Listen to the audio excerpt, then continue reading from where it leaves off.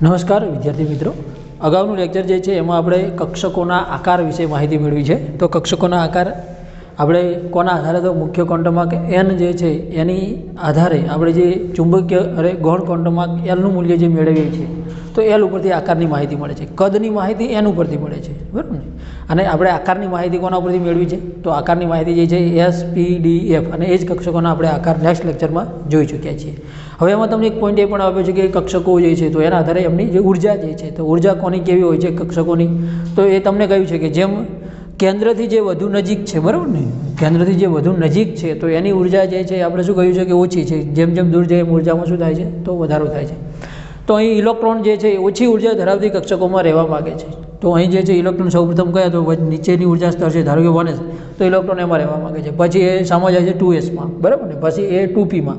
તો હવે પી જે આવે છે, બરાબર ને, તો 2pમાં જશે કે 2sમાં જશે, તો જ્યાં એલ આવે છે તો n+lના મૂલ્ય પર પણ આધાર રાખે છે. તો કક્ષકો જે છે, બરાબર ને, એમાં n+lના મૂલ્ય જે છે, બહુ ઇલેક્ટ્રોન જેમાં છે તો પરમાણુઓ n+lના આધારે ઉર્જાનો ક્રમ જાળવે છે. તો એ જ આપણે નિયમ અહીં જોવાનું છે. હા, અહીં જે છે બીજું આપણે કહ્યું કે અહીં જે છે જેમ પરમાણુ ક્રમાંક વધે છે, બરાબર ને, એમ ઝેડ ઇફેક્ટનું મૂલ્ય જે છે શું થાય છે, અસરકારક ધનભાર જે છે એ વધે છે. પરમાણુ ક્રમાંક વધ્યો એટલે અસરકારક ધનભાર વધ્યો, તો એમ ઉર્જાનું મૂલ્ય શું થાય છે, ઘટે છે. એ વસ્તુ યાદ રાખજો. હા, સમાન પેટાકોષ ધરાવતી, એટલે એક જ પેટાકોષ હોય તો એમાં જે છે એ નીચલા સ્તરનો પેટાકોષ જે છે એની ઉર્જા શું હોય છે, વધારે. જેમ કે હું હાઇડ્રોજન જે છે, અરે હું ધારો કે જનરલી નામ લઉં તો 1s કક્ષક જે છે અથવા તો 2s કક્ષક જે છે એની નામ લઉં તો કે હાઇડ્રોજન કે 2s કક્ષક જે છે, તો હાઇડ્રોજન માટેની જે 2s કક્ષક છે એની ઉર્જા જે છે એ સોડિયમનો જે 2s કક્ષક છે, બરાબર ને, જે 2s જ છે પરંતુ કોની છે, સોડિયમ માટેની, બરાબર ને, તો એની ઉર્જા શું હશે, તો આના કરતાં ઓછી હશે. એ જ રીતે લિથિયમની વાત કરીએ તો લિથિયમ જે છે, બરાબર ને, તો લિથિયમનું જે 2s કક્ષક છે એની ઉર્જા સોડિયમની જે 2s કક્ષક છે, બરાબર ને, એના કરતાં શું હશે, તો લિથિયમની વધારે હશે. એટલે આની પણ 2s, આની પણ 2s. આ જે છે એને આગલા શક્તિસ્તરમાં ઉર્જા વધારે છે, 2s જે છે આગળ ભરાય છે, પરંતુ હું વાત કરું છું એ જ પેટાકોષ, આ 2s, આ 2s. તો લિથિયમનો 2s જે કક્ષક છે એની શક્તિ જે છે એ સોડિયમ કરતાં વધારે છે.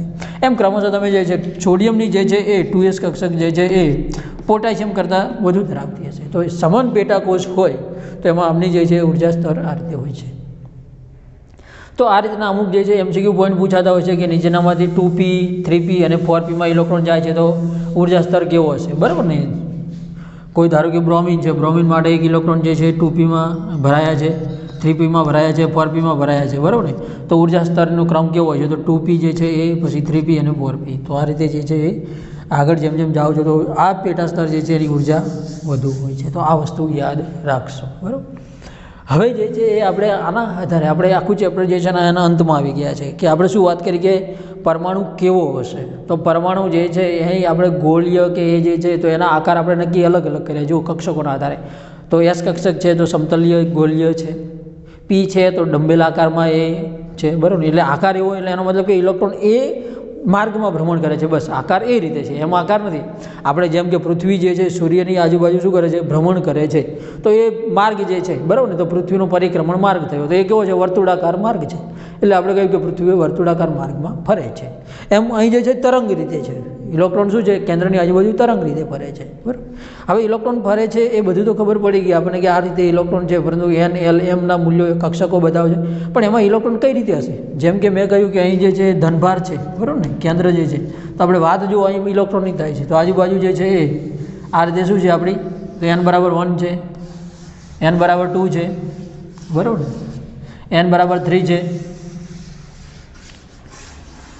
હા, તો એમાં પણ જો હું દિશા કહું તો px દિશા, py દિશા અને pz દિશા, બરાબર. તો z જે છે એને હું આ રીતે બતાવું છું, તો x, y અને z દિશા. તો હવે આમાં આપણે ઇલેક્ટ્રોન કીધો કે x, y, z માં આ રીતે ઇલેક્ટ્રોન હોય છે, પણ એને ભરાય કઈ રીતે. ઇલેક્ટ્રોન અહીં પહેલો આવશે, અહીં આવશે કે આની જે છે આની અંદર શું હોય, ઓનલી વન, માત્ર n = 1. તો એમાં શું જોવા મળ્યું છે, એનું મૂલ્ય છે 0, એટલે આમાં એક s જ કક્ષક હોય. હવે આની અંદર તો પી આવવાની શક્યતા નથી, પણ અહીં જે છે n = આપણો 2 છે તો એમાં બે પેટા કક્ષકો હોય, બરાબર ને. n = જે કોષ છે તેની પાસે કક્ષકો કેટલી છે, 2, 0 અને 1, બરાબર ને. તો 0, 1 માં આની અંદર s પણ છે અને p પણ છે, એનો મતલબ એવો થયો ને. આની અંદર શું છે, n = 3, એનો મતલબ કે આની પાસે શું છે, s છે, p છે અને d છે. તો આગળ જાવ તો s, p, d, f. તો ઇલેક્ટ્રોન જે છે એ આમાં ભરાશે, એસમાં પહેલો એસ ભરાઈ જાય પછી પી ભરાય પછી ડીમાં આવે એવું છે કે શું છે? તો બસ આ જે નિયમો આપણને સમજાય છે કે ઇલેક્ટ્રોન પહેલાં કઈ રીતે ભરાય છે. તો સૌ પ્રથમ આપણો નિયમ જે છે આપણે લઈએ આવુભાવ સિદ્ધાંત, બરાબર ને. સૌ પ્રથમ આપણે જોવો હોય તો જોઈએ આવુભાવ સિદ્ધાંત. આપણે હાલ આની વાત કરીએ છીએ. આવુભાવ સિદ્ધાંત શું કહે છે? આવુભાવનો મતલબ શું છે? તો આવુભાવ કોઈ વૈજ્ઞાનિકનું નામ નથી, ખાસ યાદ રાખજો, બરાબર ને. ક્યાંક તમને ભૂલથી પણ એમ લાગે કે આવુભાવ વૈજ્ઞાનિક. આવુભાવ જે છે જર્મન વર્ડ છે જેનો અર્થ થાય છે ગોઠવણી. આવુભાવ જે છે એનો અર્થ શું છે? ગોઠવણી, બરાબર ને. તો ગોઠવણીનો સિદ્ધાંત. ગોઠવણી કઈ રીતે થાય છે? તો ઇલેક્ટ્રોનની બસ એની જ આને વાત કરી છે. તો એને એવું કહ્યું આવુભાવ નહીં, સોરી, વૈજ્ઞાનિકોએ જે છે એ આ બાબતને ચકાસી. ઇલેક્ટ્રોનના જે છે આ જે છે એ અસરકારક ધનભારના આધારે ઇલેક્ટ્રોન ખેંચવાની ક્ષમતાઓને એના આધારે તો આ જોવા મળ્યું કે ઇલેક્ટ્રોન આ રીતે ગોઠવાય છે. મહત્તમ જે છે ઇલેક્ટ્રોનની ગોઠવણી કેવી છે? તો ઇલેક્ટ્રોનની ગોઠવણી જે છે એ કોને? તો મુખ્ય ક્વોન્ટમ એન, બરાબર, અહીં જો ના દેખાતું હોય તો અહીંથી લખું. મુખ્ય ક્વોન્ટમ એન અને પ્લસ એલ જે છે, આગળ પણ કહ્યું હતું, એન પ્લસ એલ જે છે એના જે મૂલ્ય છે, બરાબર ને, એનું જે કિંમત આવે છે એના આધારે ગોઠવાય છે. એટલે કે કેવું? એન પ્લસ એલનું મૂલ્ય જે છે, બરાબર ને, તો એમાં જે એન પ્લસ એલનું મૂલ્ય જે છે એ જેમ ઓછું એમ ઇલેક્ટ્રોન જે છે એ પ્રમાણે ભરાય છે, બરાબર ને, એન પ્લસ એલના આધાર ઉપર. તો અહીં જો જનરલ રૂલ્સ જે છે એમાં કેવું છે કે ધારો કે આપણે ઇલેક્ટ્રોન જે છે એ પહેલાં શામાં ભરાશે? તો પહેલાં જે છે એ એના ભરાવા માટે તમને એક કંઈક આલેખ પણ આપ્યો છે કે ઇલેક્ટ્રોન કઈ રીતે ભરાય છે, બરાબર ને. તો હવે આપણે અહીં જે છે હું અહીં દોરું છું કે એસ કક્ષક માટે કહ્યું તો 1s 2s 3s 4s 5s 6s, બરાબર ને, એ રીતે રાખીએ.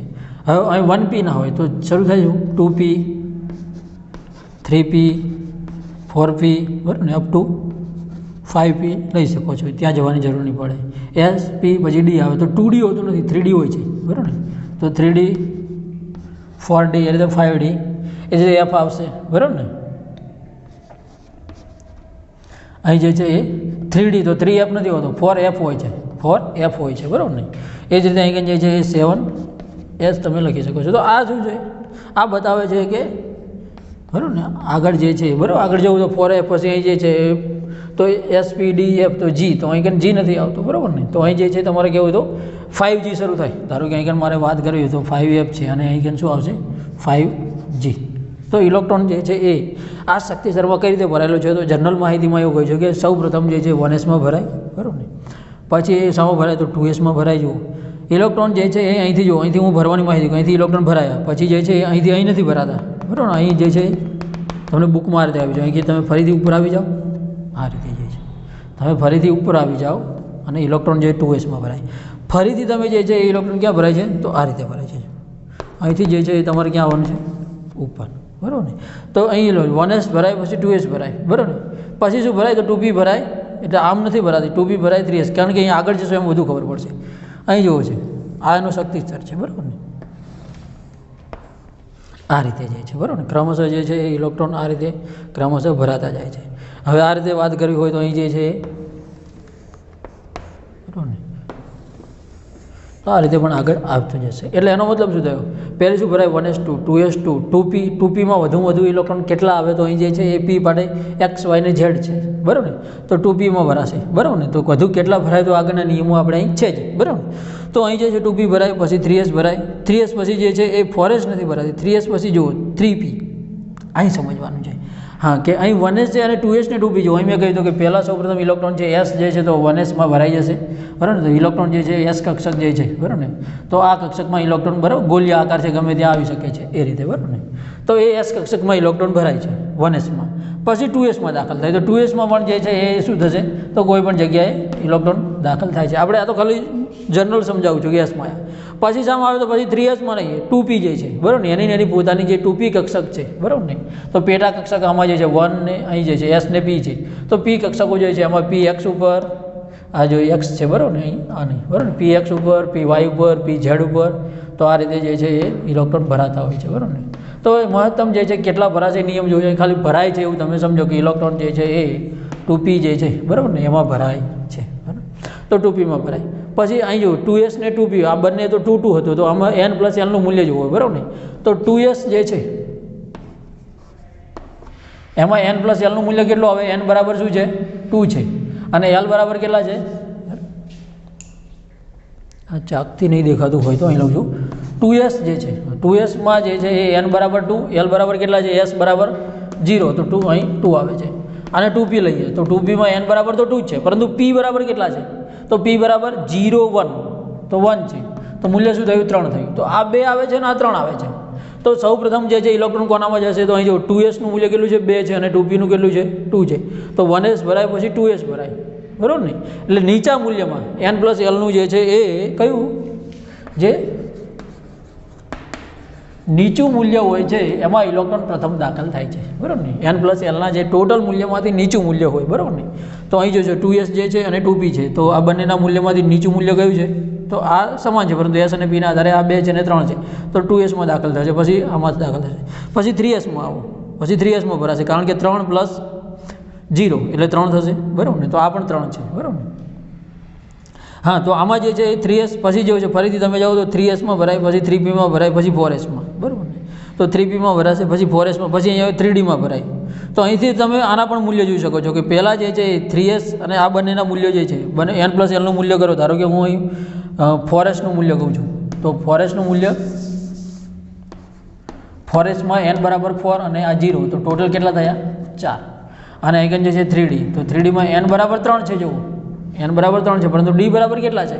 તો ડી બરાબર SPD 0 1 2, તો 5. તમે એન જ જોવાનું નથી, એન ઉપર આધાર નથી. મેં આગળ કહ્યું તો હાઇડ્રોજન અથવા તો હાઇડ્રોજન જેવી એટલે કે 1 ઇલેક્ટ્રોન ધરાવતી સ્પીસીઝ માટે જે છે એ પેલો રૂલ્સ લાગુ પડશે, બરાબર ને? જે ઇક્વલ ટુ હોય છે, બરાબર ને? 3 જે છે એ આપણે કહ્યું હતું. પરંતુ આ જે છે એ શું છે? બહુ ઇલેક્ટ્રોન ધરાવતી જે પણ સ્પીસીઝ છે, તો એના માટે આપણે કહ્યું કે 4 ને આ 3 છે, તો એન બરાબર વધારે છે એટલે એમાં ભરાશે નહીં. એન પ્લસ એલ જુઓ, એન પ્લસ એલમાં નીચું મૂલ્ય કોનું છે? 4sનું છે, તો ઇલેક્ટ્રોન પહેલો 4sમાં દાખલ થશે, બરાબર, અને પછી 3dમાં દાખલ થશે. પહેલો ઇલેક્ટ્રોન જે છે એ 4s ભરાઈ જશે અને પછી 3d ભરાશે. એટલે 4sમાં એક ભરાશે ને એક અહીં એવું નથી. સૌ પ્રથમ આ કક્ષક પૂર્ણ ભરાતી જાય, પછી ત્યારબાદ 2s ભરાય, એના પછી તો 2p ભરાય, પછી 3s ભરાય. તો ક્રમશઃ જો આ રીતે યાદ રાખવા માટે શું છે? 1sથી આ રીતે ઊભા કરી લો, 1p હોય નહીં તો 2p, એક છોડીને d અને એક છોડીને f અને g. તો આ રીતે જે છે g માટે કહો તો આ જે છે એમાં, બરાબર ને? અહીંથી અહીં આપણે બ્રેકેટ આ રીતે દોરશું તો આ રીતે તમને મૂલ્ય મળશે. તો આ રીતે જે છે એ, બરાબર ને? તમે કહી શકો છો અહીં જે છે 5f અને 5g, બરાબર ને? તો ગોઠવણીમાં તો અહીં એ વસ્તુ સમજો કે ઇલેક્ટ્રોન જે છે એ આ રીતે એન પ્લસ એલનું નીચું મૂલ્ય છે એમાં ભરાય છે. હા, જ્યાં મૂલ્ય જે છે, ધારો કે એનના મૂલ્ય સરખા આવી જાય તો આપણે સરવાળો જોઈએ છે, આપણે તો એમાં મૂલ્ય જોવાના છે કે કોનું મૂલ્ય કેટલું આવે છે. તો મૂલ્યનો સરવાળો જે છે એમાં જોવાનું કે નીચું મૂલ્યવાળું છે. હવે જો અહીં 3s છે, પછી અહીં જે અહીંથી 2pમાંથી 3sમાં આવો, બરાબર, પછી અહીં શું છે? 3p છે, બરાબર. તો અહીં જો સરવાળા તમે જે છે હવે આપણે 3pનું મૂલ્ય કેટલું મળે છે? તો 3p, તો 3 બરાબર આ જે છે અને pનું મૂલ્ય કેટલું છે? SP 0 1, બરાબર ને? તો 4, તો 4 તો સરખા મૂલ્ય આવે છે. તો એમાં પણ આપણે જે છે જ્યારે સરખા મૂલ્ય આવે છે તો શું જોવાનું, બરાબર ને? તો આપણે જે છે એ એનનું ઊંચું મૂલ્ય ધરાવતી શક્તિ સ્તરમાં દાખલ થાય, બરાબર ને? જ્યારે મૂલ્ય સરખા આવે છે તો અહીં એનનું જે છે એ ઊંચું મૂલ્ય ધરાવતો શક્તિ સ્તરમાં, અથવા તો એસનું મૂલ્ય જે છે એમાં જો SP, તો P જે છે એલ આના આધાર ઉપર ગોઠવાય છે. તો બસ આ આપણો ગોઠવણીનો નિયમ છે. SPDF જે છે એમાં ઇલેક્ટ્રોન કઈ રીતે ભરાય છે? તો n પ્લસ એલનું નીચું મૂલ્ય જે છે એના આધાર ઉપર ભરાય છે, બરાબર. જ્યારે સરખું મૂલ્ય બને છે તો એનું ઊંચું મૂલ્ય હોય એ જોવાનું છે, તો એમાં ઇલેક્ટ્રોન પ્રથમ દાખલ થશે, બરાબર. તો આપણે આ શું છે? આવું ગોઠવણીનો નિયમ. ઇલેક્ટ્રોન આ રીતે ભરાય છે. હવે આપણે કહી તો દીધું કે ઇલેક્ટ્રોન આ રીતે ભરાય છે, પરંતુ ઇલેક્ટ્રોન એસમાં કેટલા હોય, પીમાં કેટલા હોય એ કઈ રીતે કહેવું? ઇલેક્ટ્રોન ભરાઈ જશે, પણ કેટલા ભરાય? તો એ જે છે આપણે કે પોલીનો નિષેધનો નિયમ એટલે કે બાકાતીનો નિયમ. એટલે જ બીજા નંબરે આપણે એ લીધો છે કે આ તો આપણે મુદ્દો સમજી લીધો. n બરાબર અહીં જે છે હું લખી દઉં છું, કેટલા છે?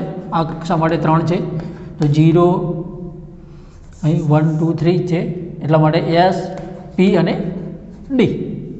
તો આપણો આવવાનો નિયમ શું છે? n પ્લસ એલના આધારે ભરાય. શક્તિ સ્તર આપણને ખબર પડી કે આ રીતે ઇલેક્ટ્રોન ભરાશે, પણ આમાં કેટલા ઇલેક્ટ્રોન ભરાય? આમાં 10 ભરાય, આમાં 20 ભરાય કે કેટલા?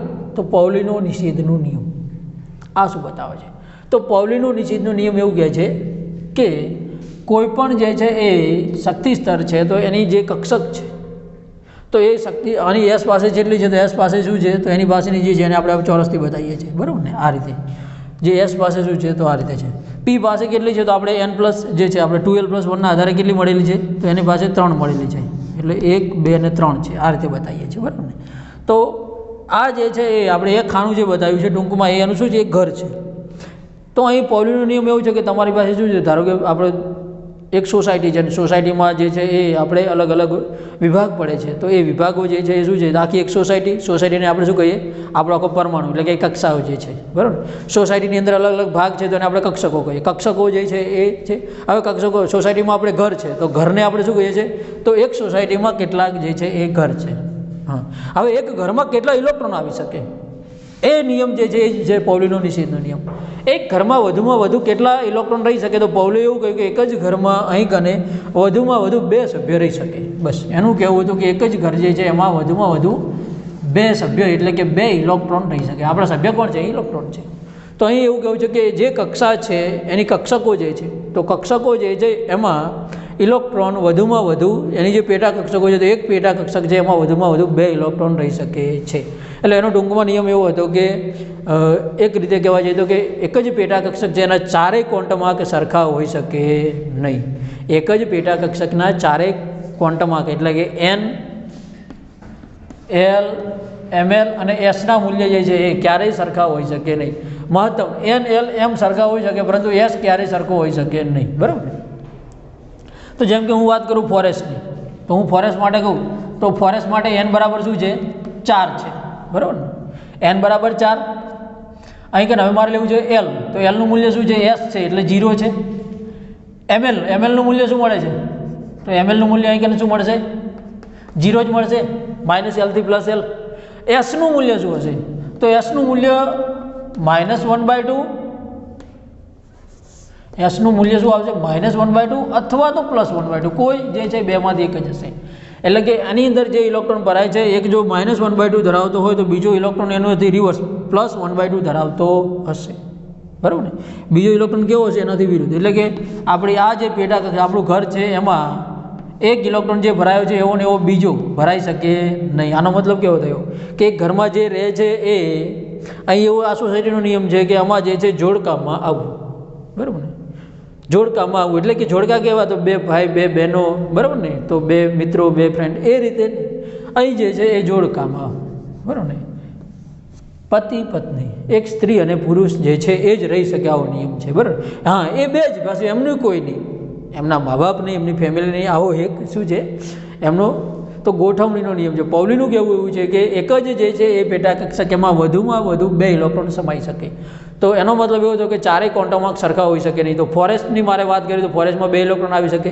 તો એકના જે છે ક્વોન્ટમ આંક જે છે ફોરેસ્ટ 1 કહું તો એના ક્વોન્ટમ આંક -1/2 હોય તો બીજો ફોરેસ્ટ 2 જે છે એની +1/2 સ્પિન હશે કે એટલે કે સ્પિન જે છે એ રિવર્સ, બંને એકબીજાની રિવર્સ સ્પિન જે છે એના આધારે સમાય. એટલે કે વધુમાં વધુ એક કક્ષકમાં 2 ઇલેક્ટ્રોન સમાઈ શકે છે, બરાબર ને? બંને ઇલેક્ટ્રોન વિરુદ્ધ સ્પિન ધરાવતા હોય, બરાબર ને? એક જ કક્ષકમાં બંને એક જ એવી સ્પિન ધરાવતા હોઈ શકે નહીં, બરાબર ને? આ તો એને શું એક જ કક્ષકમાં 2 ઇલેક્ટ્રોન સમાય તો અહીં 2 ભરાય. તો પૌલીનો નિષેધનો નિયમ કહે છે કે એક કક્ષકમાં 2 ઇલેક્ટ્રોન ભરાઈ શકે. તો બસ અહીંથી આપણને શું માહિતી મળી કે ઇલેક્ટ્રોન કેટલા સમાઈ શકે છે. તો 1s જે છે એની પાસે કેટલી છે એક જ કક્ષક છે તો એની પાસે પેટા કક્ષકો આપણે ml જે છે એના આધારે જોઈએ તો એ 0 એટલે કે એક જ મળે છે. તો +1/2 એટલે આમાં વધુમાં વધુ કેટલા ઇલેક્ટ્રોન આવશે 2, 1s2. એટલે 2sમાં કેટલા આવે તો 2s2. 2pમાં વધુમાં વધુ કેટલા ઇલેક્ટ્રોન આવી શકે તો 2p જે છે તો આપણે ફરીથી આની ગણતરી કરી શકીએ, બરાબર ને? અહીં હું આને એટલા માટે રાખ્યું છું કે આમાં ઇલેક્ટ્રોન જે છે આપણે કરવા છે તો s કક્ષકમાં 2 જ ઇલેક્ટ્રોન આવશે. પછી જે આમાં કેટલા આવશે મેં કહ્યું એ પ્રમાણે જો 2sમાં અહીં 2 આવશે અને 2pમાં કેટલા આવી શકે તો 2p જે છે તો 2pની અંદર p જે છે એમાં pનું વેલ્યુ કેટલું છે તો -l થી +l માં જવું. તો આ કેટલા મળ્યા છે આપણને જે pની કિંમત છે 1 તો -1 0 +1 એનો મતલબ કે 3 પેટા કક્ષકો છે px py pz 3 છે તો ઇલેક્ટ્રોન કેટલા આવી શકે 6. પીમાં કેટલા મહત્તમ ઇલેક્ટ્રોન આવી શકે 6. તો હવે જો કહ્યું તો આમાં 2 ઇલેક્ટ્રોન હશે. પહેલી જે આવર્ત છે એમાં આપણો બીજો આવર્ત છે બીજી કક્ષા જે છે એમાં ઇલેક્ટ્રોન કેટલા હશે તો બીજી કક્ષામાં 2 sના અને પીના જે છે 6 ઇલેક્ટ્રોન એટલે ટોટલ કેટલા 8 ઇલેક્ટ્રોન આવી શકે છે. એટલે px જે છે ત્યાં 2 હોઈ શકે, અહીં નહીં, બરાબર ને? અહીં જે છે py જે છે ત્યાં 2 હોઈ શકે, આ જે છે એને આપણે અહીં બતાવી. અને આપણી ઝેડ જે છે ત્યાં 2 હોઈ શકે અને બીજા ગોળીયમાં ગમે ત્યાં હોઈ શકે, બરાબર ને? આ રીતે 8 ઇલેક્ટ્રોન જે છે એ આ બીજા આવર્તમાં આ રીતે હોઈ શકે. તો 3sમાં જાઓ તો 3sમાં જો હવે ઇલેક્ટ્રોન વધતા જશે, હવે ઇલેક્ટ્રોન જે છે એ અંદરની પેટા કક્ષકો વધે એમ વધતા જશે. તો અહીં જે છે એ વધુમાં વધુ 2 આવી શકે. હવે ફરીથી 3sમાં તો કેટલા 2 ઇલેક્ટ્રોન, 3pમાં કેટલા 6, pમાં 6, બસ આ ફાઇનલ સમજી ગયા. ડીમાં કેટલા આવી શકે? તો ડીનું મૂલ્ય શું છે આપણી પાસે?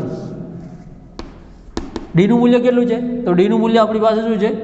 SPD 0 1 2 2 છે, બરાબર ને? 2l + 2 તો 5 પેટા કક્ષકો મળે. આમાં 2l + 1નો રૂલ્સ લગાડો તો કેટલા 2 × 2 4, તો 5 પેટા કક્ષકો મળે. તો ડીમાં 5 મળે તો ઇલેક્ટ્રોન કેટલા? વધુમાં વધુ 2 એના બમણા, તો ઇલેક્ટ્રોન કેટલા આવી શકે? 10. તો ડીમાં 10 ઇલેક્ટ્રોન છે. તો ડીમાં 10, તો ટોટલ 3s વિભાગ જેમાં કેટલા ઇલેક્ટ્રોન હોઈ શકે? તમને એવું પૂછવામાં આવે કે આ જે 3 વિભાગ છે તો 3s તો 2 6 અને 10 એટલે ટોટલ આમાં કેટલા 18 ઇલેક્ટ્રોન આવી શકે. આ આપણો વિભાગ જે છે એમાં કેટલા ઇલેક્ટ્રોન આવી શકે? તો 18 ઇલેક્ટ્રોન આવી શકે છે. તો આ રીતે આપણને અહીં કહ્યું છે કે આમાં 18 આવી શકે, બરાબર ને? હવે ફરી આમાંથી ઇલેક્ટ્રોન, તો ઇલેક્ટ્રોન હવે 1 બાય 1 શું થતા એડ થતા જાય કે કેટલા કેટલા ઇલેક્ટ્રોન ભરાઈ શકે છે. તો આપણો આવર્ત જે છે એ આ વસ્તુ બતાવે છે કે કોનામાં કેટલા ઇલેક્ટ્રોન ભરાઈ શકે. એ કોનાથી આપણે સાબિત કર્યું કે ગોઠવણીનો નિયમ જો આવતી ખબર પડી કે કઈ રીતે ભરાશે, કેટલા ઇલેક્ટ્રોન ભરાઈ શકે એ આપણે પૌલીના નિષેધના નિયમથી જાણ્યું. અને સ્પિન કેવી હોય? વિરુદ્ધ હોય. તો આટલી માહિતી મળી. હવે આપણો ત્રીજો નિયમ છે હુંડનો મહત્તમ ગુણકતાનો નિયમ. તો હુંડ જે છે એને શું કહ્યું? તો આપણને કેમ છે અહીં આપણી પાસે પેટા કક્ષકો કેટલી છે? હવે હુંડ અહીં કામ કરે છે કે તમારી પાસે 1s જે છે કક્ષક, તો એની પાસેના ખાના જે છે આ છે, તો એમાં 1 ઇલેક્ટ્રોન આમ ભરાશે ને 1 આમ ભરાશે, બસ બંને વિરુદ્ધ ભરાશે, બરાબર ને? હવે 2s જે છે તો 2sમાં કેવું થશે? તો બસ 1 ઇલેક્ટ્રોન એમાં 2 જ છે, પણ 2p આવે છે ત્યાં આપણે પ્રોબ્લેમ થાય છે, કારણ કે p છે એની પાસે કેટલી છે? પેટા કક્ષકો 3 છે, બસ. એટલે નવા નિયમની જરૂર પડી જેને આપણે કહીએ હુંડનો મહત્તમ ગુણકતાનો નિયમ. અને સ્પિન ગુણકતા જે છે એના માટે મહત્તમ શું કહ્યું કે અને ઇલેક્ટ્રોન જે ભરાય છે તો સૌપ્રથમ એ નીચા શક્તિ સ્તરમાં રહેવાનો પ્રયત્ન કરે છે, એ તો આપણે કંઈ જોઈ લીધું. અને સાથે સાથે નીચા શક્તિ સ્તરમાં જે ઇલેક્ટ્રોન ભરાય છે તો વધુમાં વધુ એ જે છે એ પોતાને ઇલેક્ટ્રોન સમાંતર રહેવાનો પ્રયત્ન કરે છે. એટલે કે 2 ઇલેક્ટ્રોન જે ભરાવાના છે પહેલાં આમાં ભરાય, પછી આમાં ભરાય, પછી આમાં ભરાય, કે પછી ઇલેક્ટ્રોન જે છે એ શું ભરાશે કે એ કંઈ ભરાય, એ કંઈ ભરાય ને એ કંઈ ભરાય, અલગ અલગ કે કઈ રીતે, બરાબર? અથવા એક આમ ભરાય, એક ઊંધો ભરાય, તો કઈ રીતે? અને ફરી જે છે એક આમ ભરાય. તો ઇલેક્ટ્રોનની ગોઠવણી કઈ રીતે થશે? તો એના માટેનો નિયમ જે છે એ એવો કહ્યો કે હુંડે એવું કહ્યું કે ઇલેક્ટ્રોન જે છે સૌપ્રથમ અયુગ્મિત રહેવાનું વલણ ધરાવે છે. પોતે અયુગ્મિત અને સમાંતર પેરેલલ, એક જે છે આવો છે તો બીજો જે છે એ જ રીતે ગોઠવાય અને ત્રીજો પણ એ જ રીતે ગોઠવાય. સમાંતર જે છે એ પોતાની શક્તિ સ્તરમાં સરખી, અમની શક્તિ આપણે શું કીધું છે આગળ કીધું હતું કે p જે છે એમાં px, py અને pz એમની શક્તિઓ સરખી હોય છે, ઉર્જા પણ સરખી હોય છે, તો સરખી રીતે વહેંચણી કરે છે. પછી એ સમાંતર જે છે એ તો પોતે જે છે એ યુગ્મીકરણ કરવાનું શરૂ કરે છે. તો આ રીતે ભરાય છે, બરાબર ને? એ જ રીતે પીમાં છે તો એ જ હવે ડીમાં પણ કહી શકો કે ડી જે છે એના માટે વાત કરવી હોય, બરાબર ને? ડી અહીં 2p છે, 3pમાં પણ આ જ, બરાબર? ગમે તેમાં પછી આપણે તો જે છે એ એસમાં, પીમાં, ડીમાં. તો ડીમાં કઈ રીતે ભરાય? તો ડીની પેટા કક્ષકો કેટલી છે? 5 છે, બરાબર ને? 1 2 3 4 ને 5, બરાબર. તો સૌપ્રથમ એ શું થશે? અયુગ્મિત રહેવાનું વલણ ધરાવે છે. પછી એનું યુગ્મીકરણ શરૂ થાય, બસ. આ થઈ ગયા આપણા નિયમો, બરાબર? બસ. તો આ છે આપણા ઇલેક્ટ્રોન જે છે એના નિયમો. હવે આ નિયમો જે છે એના આધારે આપણે કેટલીક ઇલેક્ટ્રોન રચના જોઈ લઈએ, તમને જે અંદર પણ આપી છે, બરાબર ને? તો ઇલેક્ટ્રોન રચનાઓ ગમે તેની હવે જોવી હોય તો આપણે કહી શકીએ અહીં જે હાઇડ્રોજન જે છે એની ઇલેક્ટ્રોન રચના શું છે? હાઇડ્રોજનનો પરમાણુ ક્રમાંક 1, તો એમાં ઇલેક્ટ્રોન કેટલા છે? 1 છે.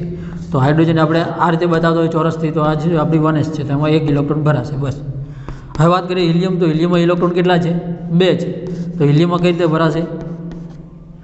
બસ બંને એકબીજાને વિરુદ્ધ રહેવાનો પ્રયત્ન કરે, પૌલીના નિષેધનો નિયમ. હિલિયમ એ જે ગમે તે હવે લેવો હોય, બરાબર ને? અહીં જે છે હું લઉં બોરોન, બોરોનનો પરમાણુ ક્રમાંક 5, તો ઇલેક્ટ્રોન કેટલા? 5. તો એમાં પહેલી 1s ભરાય નિયમ પ્રમાણે, પછી સામાં જાય આવભાવનો નિયમ, પછી 2sમાં જાય તો 2sમાં 2 આવશે, અને પછી 2p આવે, પછી શું આવે? બરાબર ને? 1s 2s 2p, તો 2pમાં 1 ઇલેક્ટ્રોન આવશે, બસ ભરાઈ ગઈ.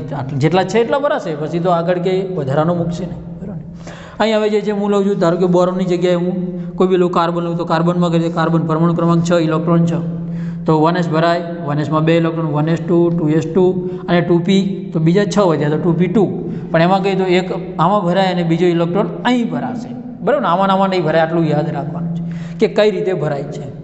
આ જે છે એ સિસ્ટમ યાદ રાખી તો આપણે આગળ પણ આનો ખૂબ જ ઉપયોગ છે. આ કઈ રીતે ભરાય છે, ડી અને એફ વિભાગના તત્વો ભણો છો કે ત્યાં પણ ઇલેક્ટ્રોન રચના ખાસ મહત્ત્વની છે આપણા માટે થઈને. હવે તમે કોઈ પણ તત્વ માટે કહી શકો છો, જેમ કે મારે જે છે એ નિયોન કેવું છે, બરાબર ને?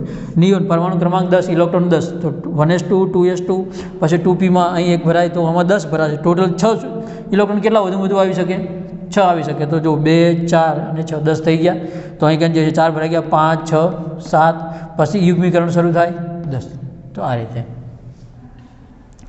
આ રીતે જે છે ઇલેક્ટ્રોન ભરાય છે. હવે મારે કોઈ પણ માનો કે વાત કરવી છે એલ્યુમિનિયમની. એલ્યુમિનિયમ પરમાણુ ક્રમાંક 13, એલ્યુમિનિયમ 13, તો 1s2, 2s2, 2p6 આટલા તો ભરાઈ ગયા.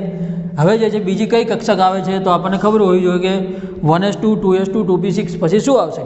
તો આપણને યાદ નથી તો આ વસ્તુ યાદ રાખી લો. 1s, 2s, 3s, 4s, બરાબર ને? 2p, 3p, 4p, અહીં જે છે 3d અને અહીં જે છે એ 4d,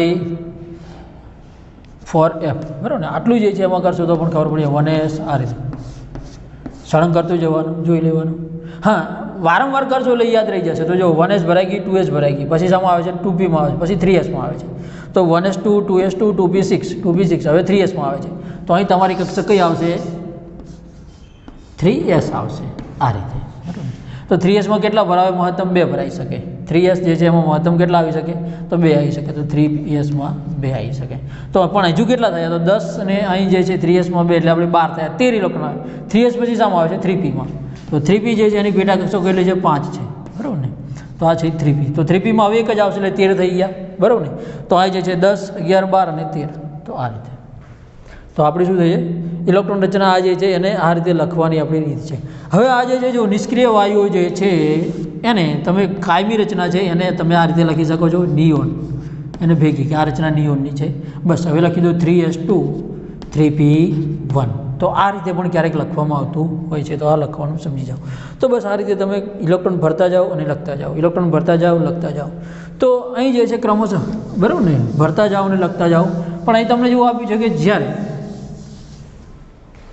ઇલેક્ટ્રોનની અર્ધપૂર્ણ ગોઠવણી અને પૂર્ણ ગોઠવણી છે ત્યાં થોડાક જે છે આપણને આપ્યું છે. જો ઇલેક્ટ્રોન નંબર જે છે 21 થી 30ના જે ભરાય છે ત્યાં એક આપણને થોડી ખામી અપવાદરૂપ છે. આ નિયમો અપવાદ ક્યાં છે એ અહીં ક્યાંના 2 આપ્યા છે, એમ તો બીજા આગળ છે, બરાબર ને? તો એ જોયું અહીં કહ્યું છે કે સ્કેન્ડિયમ જે છે, બરાબર ને? પરમાણુ ક્રમાંક 21, તમે ઇલેક્ટ્રોન કેટલા ભરાય?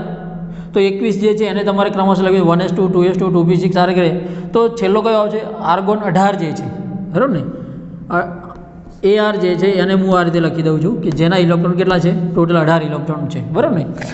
જે નિષ્ક્રિય વાયુ છે એને તમે ભેગા એની આખી રચના લખવાની જરૂર નથી. 1s2, 2s2 આખા ખાના બનાવવાની, બરાબર? આર્ગોન 18. એના પછી કોણ આવે છે? તો 3s આવે છે. તો 4s આવે છે, બરાબર? તો અને પછી શું આવે છે? 3d આવે છે. તો આમાં ઇલેક્ટ્રોન ભરાતા જાય. હવે આના માટે વાત કરીએ તો અહીં આર્ગોનમાં તો આટલા સુધી વ્યવસ્થિત ભરાશે. પછી શું ભરાય? તો 4s ભરાય, બરાબર? આપણો જે રૂલ્સ હતો 1s, 2s, 3s, 4s, 2p, 3p, એ જ રીતે 3d, બરાબર ને? 4p, 4d, 4f. તો અહીં સુધી જ આપણે આવી જશે. તો જો 1s2, 2s2, 2p6 એટલે કેટલા થઈ ગયા? 10 નિયોનની રચના, જેને આપણે આ રીતે લખી શકીએ છીએ, બરાબર? 3s2, 3p6 આ એડ થઈ જશે બીજા આમાં 6 ઇલેક્ટ્રોન, બરાબર ને? તો 3s2, 3p6 તો કેટલા થયા? 6 અને 2 8. આ 18 ઇલેક્ટ્રોન. તો 18 ઇલેક્ટ્રોન જે છે એ આર્ગોનની રચના છે, જેને મેં આ રીતે લખી છે, બરાબર? નિષ્ક્રિય વાયુ જે છે એ પોતાની ઇલેક્ટ્રોન રચના બદલતા નથી, બરાબર ને? તો એટલા માટે આને આ રીતે લખી શકો છો, 18 ઇલેક્ટ્રોન. હવે 18 છે ત્યાં પછીનો ઇલેક્ટ્રોન જે છે ક્યાં? 4sમાં આવે. તો 18 પછી 19, 20 અને 21 3dમાં જાય જવું. તો અહીં જે છે ઇલેક્ટ્રોન રચના હવે મારે લખવી છે. તો અહીં 4s લખું છું અને અહીં હું ખોનું શાનું બનાવું છું? અહીં બનાવું છું 4s અને 3d. તો 3d જે છે એમાં કેટલા છે ખાના? 1, 2, 3, 4 ને 5 છે ટોટલ, બરાબર ને? 5 ખાના છે. હવે જો 21 છે, આર્ગોન છે, 18 ભરાઈ ગયા તો 19 20 આ પૂરી ભરાઈ જાય પછી આગળ જાય. 3s પૂરી ભરાય અહીં જે છે સોરી 3p પછી 4s પૂરી ભરાય પછી 3dમાં દાખલ થાય છે ઇલેક્ટ્રોન. અહીંથી જુઓ આ ભરાઈ ગયા પછી અહીં કે ઇલેક્ટ્રોન જાય છે તો 3dમાં 1 આવશે તો આ 21 થઈ. હવે સ્કેન્ડિયમ છે 22 નંબરમાં કોણ છે? ટિટાનિયમ છે. 22 નંબરમાં ટિટેનિયમ છે. તો ટિટેનિયમમાં કેવું છે? અહીં 1 ભરાય આ 2 ભરાય પછી 3dમાં કેટલા આવે તો 1 વધી જાય બરાબર ને 22 તો 1 ઇલેક્ટ્રોન આ રીતે આવશે. તો અહીં શું છે ઇલેક્ટ્રોન જે ક્રમશઃ આના જે છે ચેન બરાબર ને અહીં જે છે એક આમાં ભરાયો તો ફરી એક આમાં ભરાશે બરાબર ને. એ જ રીતે ટિટેનિયમ છે 23 આવે તો 23 નંબરનું જે તત્વ છે એમાં ઇલેક્ટ્રોન કઈ રીતે ભરાશે તો 23માં આ રીતે ભરાશે. એ જ રીતે 24 નંબરનું શું છે? ક્રોમિયમ છે. તો ક્રોમિયમમાં કઈ રીતે ભરાશે તો આ રીતે ભરાશે બરાબર ને. હા અહીં એક અપવાદ છે કે ક્રોમિયમ જે છે એની રચના કેવી હોવી જોઈએ કે આર્ગોન 18 ભરાઈ ગયા એની પછી 4s2 ભરાય તો 19 20 પછી 21 22 23 ને 24 આટલી રચના ભરાવવું જોઈએ. પરંતુ ક્રોમિયમની રચના એક અપવાદ છે આપણા માટે, એ બતાવે છે કે એની રચના આવી હોવી જોઈએ પરંતુ સ્ટાર કરીને કહું છું કે આવી નથી. એની રચના જે છે હકીકતમાં ક્રોમિયમની કેવી છે તો આર્ગોન 18 જે રાઈટ 4s જે છે અને 3d જે છે તો અહીં જો 3d અર્ધપૂર્ણ થવાય છે કે અડધામાં થોડી બાકી છે. તો અહીં કેવું થાય છે કે 4s જે છે એ અને 3d જે છે એની શક્તિ લગભગ નજીક થઈ જાય, શક્તિ સ્તર નજીક છે એટલે આ જે છે શું કરે પોતામાં 1 ઇલેક્ટ્રોન રાખી અને આઇકન જે છે ઇલેક્ટ્રોન જે છે એ પોતે શું કરી દે છે 1 ઇલેક્ટ્રોન અહીં ટ્રાન્સફર કરી દે છે. તો ક્રોમિયમમાં આવી ભરાય છે. ક્રોમિયમની ઇલેક્ટ્રોન રચના કેવી છે? આવી છે એટલે કહ્યું છે કે સ્ટાર. યાદ રાખજો. ક્યારેક આવો અપવાદ જે નિયમ અનુસરવો જોઈએ કે પહેલું જે છે એ આ પૂરી ભરાય ને પછી આવું થવું જોઈએ પરંતુ આ પૂરી ભરાતી નથી, અર્ધપૂર્ણ રહે છે અને પછી આનો ઇલેક્ટ્રોન અહીં દાખલ થાય છે. કેમ તો એની આગળ જે છે અડધું બરાબર ને આ જે છે અડધું જે છે અડધી કક્ષક ભરવા માટે થઈને પોતે આ રીતે શક્તિ કરે છે. તો આ જ રીતે ક્રોમિયમ છે એ જ રીતે આગળનું એક તમને આપ્યું છે ક્રોમિયમ પછી 25 નંબર મેંગેનીઝ એ બધામાં રૂટિંગ છે બરાબર ને. એક જે છે ક્રોમિયમ પછી આપણે 25 Mn કહીએ તો એમાં ઇલેક્ટ્રોન રચના કેવી થશે તો એમાં જે છે એ બરાબર ને આ પૂરી ભરાઈ ગયા અને પાછા તો એમાં આ છે બરાબર એમાં સ્ટાર નથી બરાબર. આર્ગોન 18 19 20 ને 5 25 પછી આયરન 26 27 28 હા પછી 29 નંબરનું આપણું જે છે તત્વ કોપર એના 29 ઇલેક્ટ્રોન જે છે એ કઈ રીતે 18 19 20 પછી ભરાય છે કઈ રીતે તો આ 4s2 ભરાય પછી ભરાવા કેવા જોઈએ તો આપણે નિયમ પ્રમાણે કહીએ એ રીતે જે છે બરાબર ને કોપર 29 તો 18 19 20 21 22 23 24 25 26 27 28 29 ઇલેક્ટ્રોન રચના કેવી હોવી જોઈએ? આવી હોવી જોઈએ પરંતુ આવી જોવા મળી નહીં સ્ટાર. ફરી કહું જુઓ આની રચના કેવી છે આ ઇલેક્ટ્રોન પહેલી અર્ધપૂર્ણ થવાઈ હતી આ પૂરી થવાય છે. તો આમાં પણ એવું થાય છે સેમ જે છે એ કે અહીં જે છે આર્ગોનની રચના કેવી આની કોપરની કેવી બને છે આર્ગોન 4s જે છે એમાં 1 ઇલેક્ટ્રોન રહી અને જે છે 18 19 20 21 22 23 24 પછી 25 26 27 28 ને 29 આ રીતે કરે છે. યુગ્મીકરણ જે છે ડી કક્ષકનું પોતે કરી નાખે છે અને પછી જે છે એનો ઇલેક્ટ્રોન અહીં 4sમાં આવે છે. તો આ જે છે એ ક્રોમિયમ અને કોપર અહીં અપવાદ આવ્યા છે. તો 3d જે છે આગળ આવી 4d 5d શ્રેણીઓ જે છે ડી વિભાગના તત્વો તમે ભણો નેક્સ્ટ 12મા ધોરણમાં તો ત્યાં તમને આ વસ્તુ આવશે જાણવામાં બરાબર. તો બસ ઇલેક્ટ્રોન રચના કઈ રીતે ભરાય છે પૂર્ણ અને અર્ધપૂર્ણ ઇલેક્ટ્રોન રચના તો કોપર જે છે એની પૂર્ણ ઇલેક્ટ્રોન રચના જે છે એ કરવા પ્રયત્ન કરે છે અને ક્રોમિયમ જે છે અર્ધપૂર્ણ કરવા પ્રયત્ન કરે છે એના માટે તેને આવું થાય છે.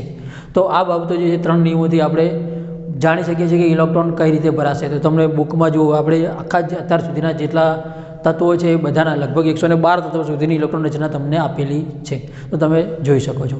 હવે બીજું વિદ્યાર્થી મિત્રો કે અહીં આ ચેપ્ટર જે છે બરાબર ને એને આપણે પૂર્ણ કરીએ છીએ. આ નેક્સ્ટ ગુરુવાર જે છે આ ગુરુવારે તમારે આ ચેપ્ટર જે છે એનો ટેસ્ટ રહેશે. આમાંથી એમસીક્યુ પ્રશ્નો જે છે એના આધારે ટેસ્ટ આપવામાં આવશે.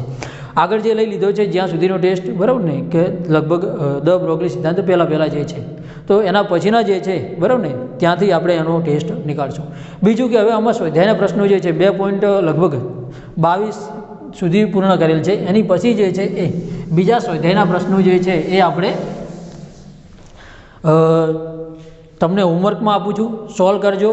ના ખબર પડે એ પ્રશ્નો તમે મને પૂછી શકો છો બરાબર ને કે કઈ રીતે એ જે છે એને ગણવાય અને અથવા તો જરૂર પડે તો એક લેક્ચર હું લઈ લઈશ કે સ્વાધ્યાયના પ્રશ્નો કઈ રીતે કરી શકાય છે બરાબર. તો અહીં સુધી તમે આ ચેપ્ટરમાં કોઈ પણ પ્રોબ્લેમ હોય તો કહેશો. આપણે આ ચેપ્ટરને હવે અહીં પરમાણુનું બંધારણ છે એને પૂરું કરીએ છીએ. બંધારણ આપણે જાણી લીધું કે કેવું હશે અને એ બંધારણમાં આપણે ઇલેક્ટ્રોન રચના જે છે એ કઈ રીતે ભરી શકાય ત્યાં સુધી સમજી ગયા. આ ચેપ્ટર ખૂબ જ મહત્ત્વનું છે. ખબર ન પડતી હોય તો ટાઈમ મળે તો રૂબરૂ આવીને પણ તમે શીખી જાજો સ્કૂલમાં. પણ આ ચેપ્ટર આપણા માટે અને ઇવન 11, 12 સાયન્સ માટે અને પૂરી કેમિસ્ટ્રી માટે ખૂબ જ મહત્ત્વનું છે. એટલે મહેરબાની કરી આ ચેપ્ટરને સારી રીતે સમજો. આ ચેપ્ટર છે એના પછીનું ત્રીજું ચેપ્ટર હું લઈશ, એ પણ પીરિયોડિક ટેબલ સમજવું સારું છે. અને ચોથું ચેપ્ટર, બીજું, ત્રીજું અને ચોથું, આ 3 ચેપ્ટરો જે છે એ આખી કેમિસ્ટ્રી જે છે ને સારી રીતે સમજવી હોય તો આ 3 ચેપ્ટરો ખૂબ જ સારી રીતે આવડવા જોઈએ. એટલે તમને હજુ પણ કંઈ પ્રોબ્લેમ રહી જતો હોય તો શીખવા આવી શકો છો. કંઈ ડાઉટ હોય તો તમે મને વોટ્સઅપ કરી શકો છો. તો આ ચેપ્ટર જે છે આપણે અત્યારે હવે પરમાણુનું બંધારણ અહીં પૂરું કરીએ છીએ. થેન્ક યુ વિદ્યાર્થી મિત્રો.